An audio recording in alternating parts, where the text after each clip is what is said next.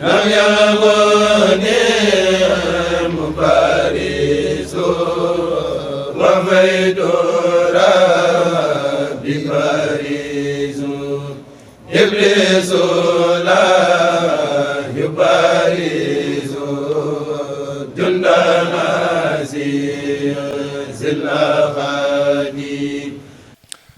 alhamdulillahi rabbil alamin summa salaatu wasalaamu ala rasulillah wa ala alihi wa sahbihi wa man tabiahum bi ihsaan ila yawmiddin mbokk jullit yi asalaamaaleykum wa rahmatullahi wa barakaatu ñoo ngi leen di nuyu dellu di leen ziar bu baax a baax ziar bi ñu ngi si jiital Cheikh Mouhamadul Muntaqa di ko ñaanal mu yàgg fi loolu te ànd ak wér kon ñu ngi fii si daara Mafatul Bichri di yëkkati suñu kàddu di ko jëmale ci projet bu mag bi nga xamante ni dañ ko royee si sëñ Tuubaa li mu doon wax ni bil Moustapha lii banal xuddus madrasatan biha yazul aza wal jehlu wal kabadu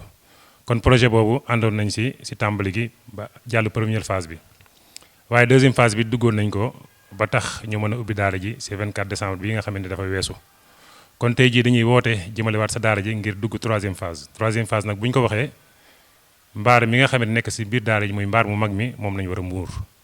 kon nag muur gi commission finance bu daara Mafatul Bichri génn nañ sas wi nga xamante ni mooy li ko war a muur kon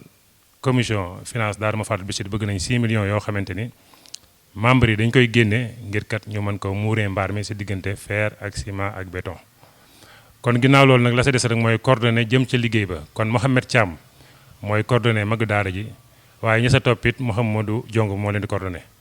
waaye sëñ Mouhamadou Lamine Ndour mooy coordonné tout tànk yi ak soxna yi kon bàyyiwuñu kenn kon liggéey baa ngi noonu ne ko ñëpp yëg na si ñëpp daf Pastef kon liggéey bi nga xamante ni waa daara Mafatul bi dañ koo sumb lépp dañ ñu ngi koy booleeg liggéeyu sëriñ bi ngir kat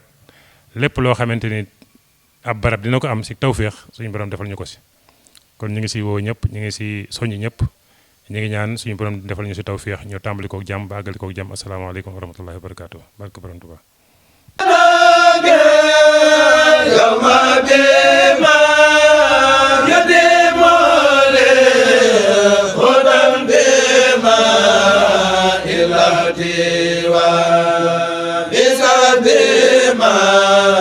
من خير قصد درجي